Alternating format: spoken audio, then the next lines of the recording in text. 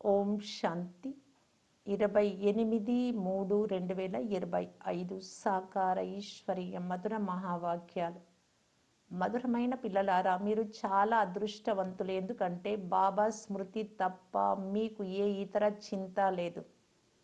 బ్రహ్మ తండ్రికి అయితే చాలా ఆలోచనలు నడుస్తూ ఉంటాయి. ప్రశ్న: తండ్రి వద్ద గల సుపుత్రుల గుర్తులేవి?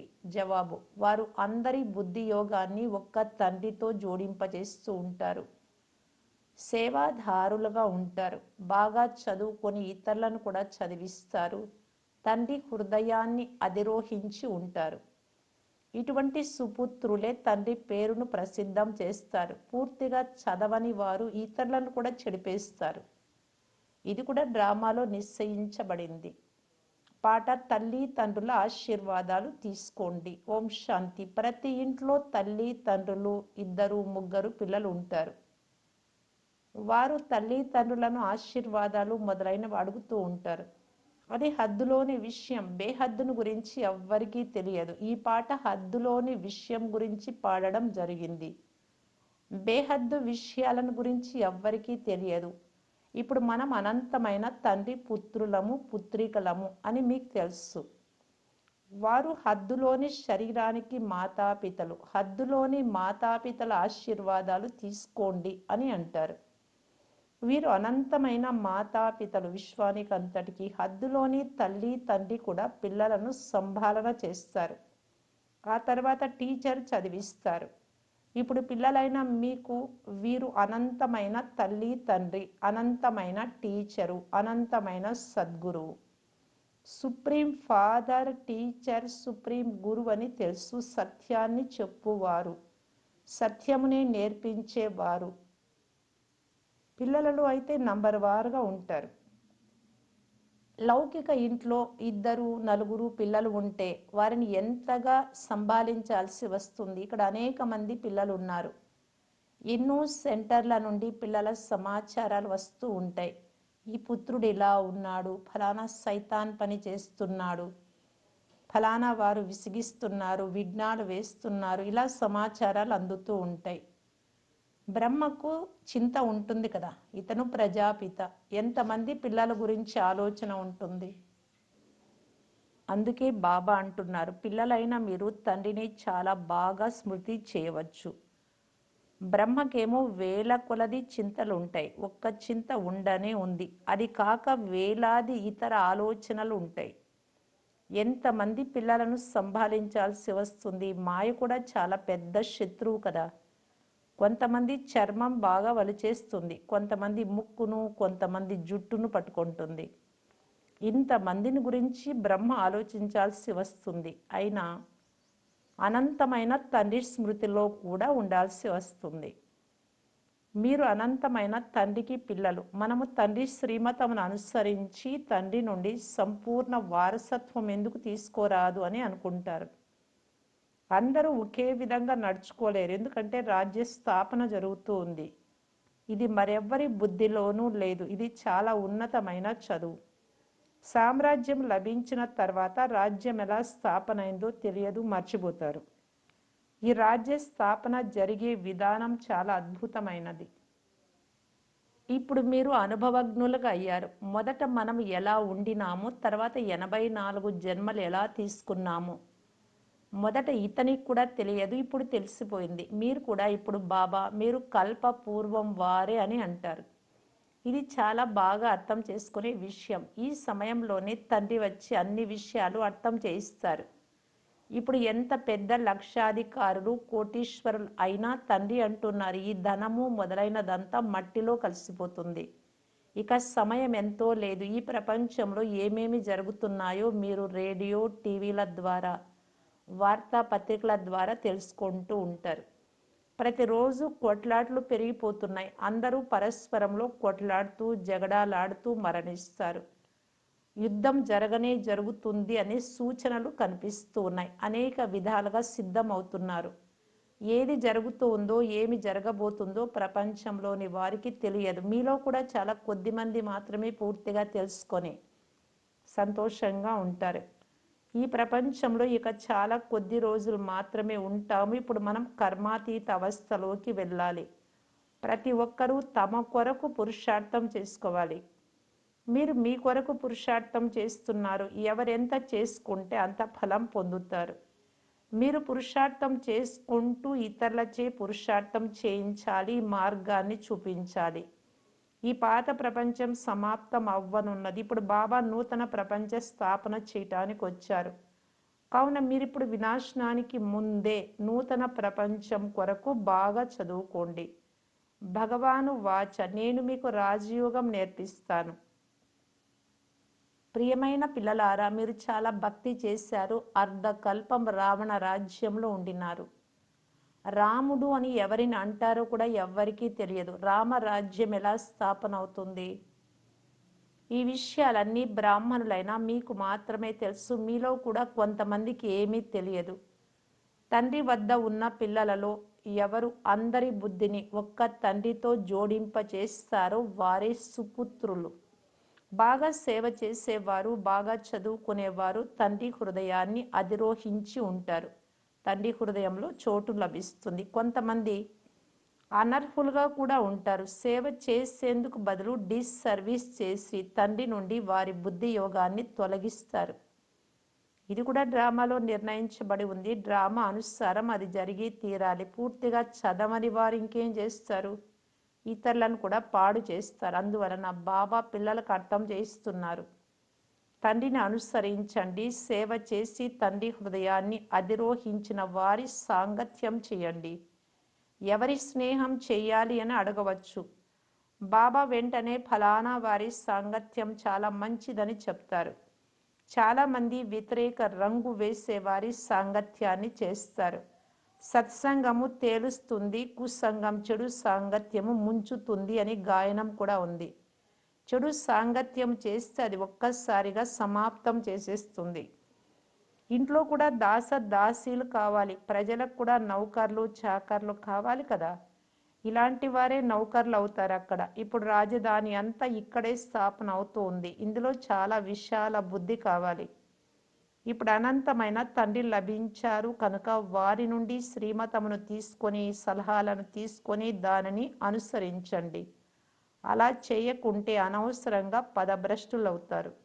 ఇది చాలా మంచి చదువు. ఈ చదువులో ఇప్పుడు ఫెయిల్ అయితే జన్మాంతరాలు, కల్పాంతరాలు ఫెయిల్ అవుతూనే ఉంటారు. ఇప్పుడు బాగా చదువుకుంటే జన్మాంతరాలు బాగా చదువుకుంటూ ఉంటారు. ఎందుకంటే ఈ డ్రామా తిరిగి ఇలాగే రిపీట్ అవుతుంది కనుక. వీరు పూర్తిగా చదవడం లేదు అని కూడా తెలుస్తుంది. అటువంటి వారికి ఏ పదవి లభిస్తుంది? సేవ చేయడం లేదు అని స్వయానికి కూడా తెలుస్తుంది. మనకంటే తెలివైన వారు చాలామంది ఉన్నారు. ఉపన్యసించేందుకు వారినే పిలుస్తారు. అందువలన తెలివి గలవారు తప్పకుండా ఉన్నత పదవిని పొందుతారు. మరి మీరు అంత సేవ చేయకుంటే ఉన్నత పదవి పొందలేరు. టీచర్కు విద్యార్థి గురించి తెలుస్తుంది కదా. ప్రతిరోజు చదివిస్తాడు. టీచర్ వద్ద రిజిస్టర్ ఉంటుంది. చదువు నడవడికల రిజిస్టర్ ఉంటుంది. ఇక్కడ కూడా అలాగే ఉంటుంది. ఇక్కడ ముఖ్యమైనది యోగం. యోగం బాగుంటే నడవడికలు కూడా బాగుంటాయి. చదువులో అప్పుడప్పుడు అహంకారం వచ్చేస్తుంది. ఇందులో స్మృతి చేసేందుకు చాలా గుప్త శ్రమ చేయాల్సి ఉంటుంది. మేము యోగం చేయలేకున్నాము అని చాలామంది రిపోర్ట్ చేస్తూ ఉంటారు. అందుకే యోగము అనే పదం తొలగించమని బాబా అర్థం చేయిస్తున్నారు. ఎవరి నుండి వారసత్వం పొందుతున్నారో వారిని మీరు స్మృతి చేయలేరా? ఆశ్చర్యం అవుతుంది. తండ్రి అంటున్నారు, ఓ ఆత్మలారా, తండ్రినైనా నన్ను స్మృతి చేయండి. నేను మీకు మార్గం చూపించేందుకు వచ్చాను. మీరు నన్ను స్మృతి చేస్తే ఈ యోగాగ్నిలో మీ పాపాలన్నీ దగ్ధమవుతాయి. భక్తి మార్గంలో మనుషులు ఎదురు దెబ్బలు తినేందుకు వెళ్తారు. కుంభమేళాలో చాలా చల్లటి నీటిలో స్నానం చేస్తారు. ఎంతో కష్టాన్ని సహిస్తారు. ఇక్కడ ఎటువంటి కష్టము లేదు. ఫస్ట్ క్లాస్ అయిన పిల్లలు ఒకే ఒక్క ప్రియునికి సత్యమైన ప్రేయస్సులై ఒక్కరిని స్మృతి చేస్తూ ఉంటారు. వాకింగ్కు వెళ్ళినప్పుడు లేదా తోటలో ఏకాంతంలో ఉంటూ స్మృతి చేస్తారు. వ్యర్థ మాటలు మొదలైన వ్యర్థ వార్తాలాపాల వలన వాయుమండలం పాడైపోతుంది.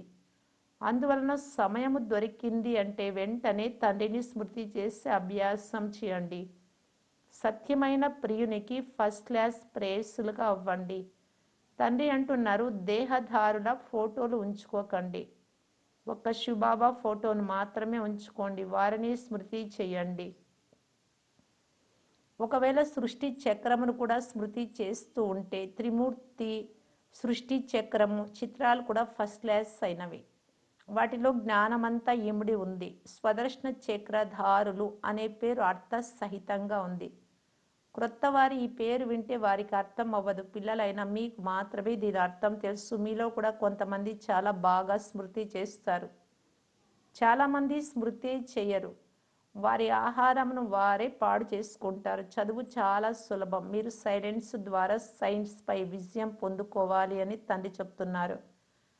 సైలెన్స్ సైన్స్ల రాసి ఒక్కటే.